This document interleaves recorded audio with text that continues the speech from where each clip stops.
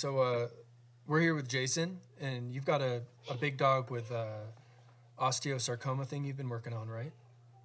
Yes.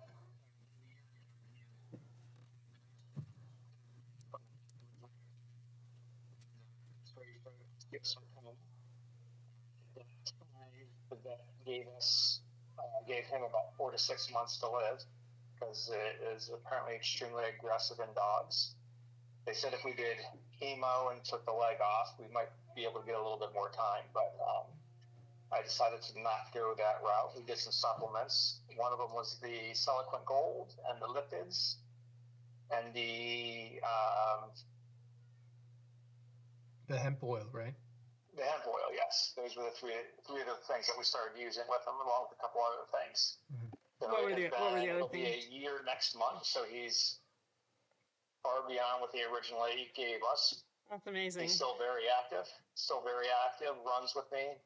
He is a German short hair, so we hunted a bit over the winter for pheasant as well, and he's enjoying life, I think. Wow.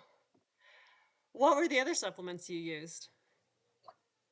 So I use it's called Alka Dog, which is an alkalizing powder that we put on his food. Uh-huh.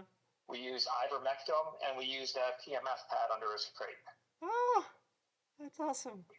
And that's so great. And so, how much, what were the dosages that you gave of Seloquent and lipids and hemp oil? The Seloquent, he gets 1 scoop twice a day. The lipids, he gets 3 full dropperfuls twice a day. And the hemp, he gets 7 drops once a day. Okay. Not really that much. What's his weight? 75 pounds. Oh, okay. That's good to know.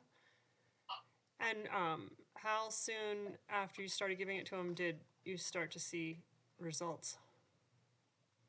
Well, really, the only thing I'm going to see is if the mass is growing any, which it hasn't grown really, and we haven't seen any new masses growing anywhere. That's amazing. And then so it was just the sign of the mass on his leg was your only indication. Right, and then once we got an X-ray of it, it was diagnosed with the osteosarcoma. Wow. So they took a biopsy? No. Okay. On an X-ray, it's pretty clear that it's bone cancer. There's not a whole lot of question there. It's a pretty good use of their system for you, that you got the information you needed and just took it home. Right. And then decided how to treat it. Yeah. And what kind of food do you feed him? So he gets raw frozen chicken thighs, and that is his breakfast. And now we do some eggs in the afternoon. Uh-huh. And that's it? Yep. And how old was he again when he was diagnosed? He was just shy of 9, so now he's just shy of 10. So he's old for a German Shepherd. German short hair. Oh, okay, sorry.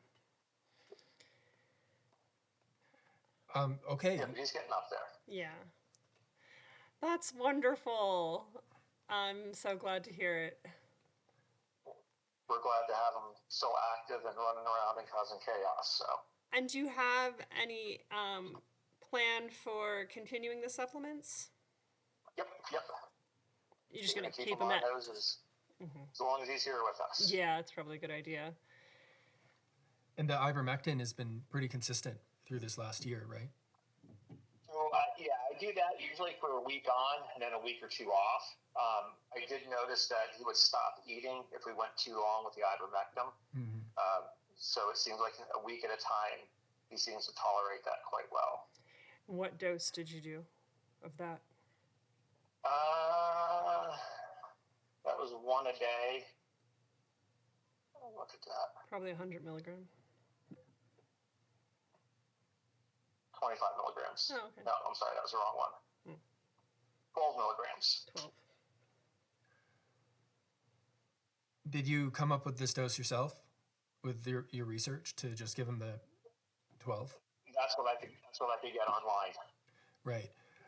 I'd usually recommend people split that in half, but since you've already figured out his tolerance and everything, but I could see that making him nauseous, taking It's usually 1 milligram per 10 pounds is kind of a good starting place, just because it's an unpredictable medicine. But, you know, I can't argue with the results you're getting. So,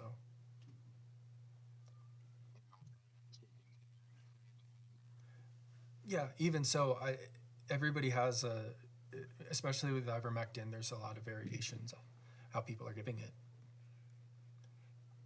And it's hard to tell what's working, right? When you have all the ingredients from us and then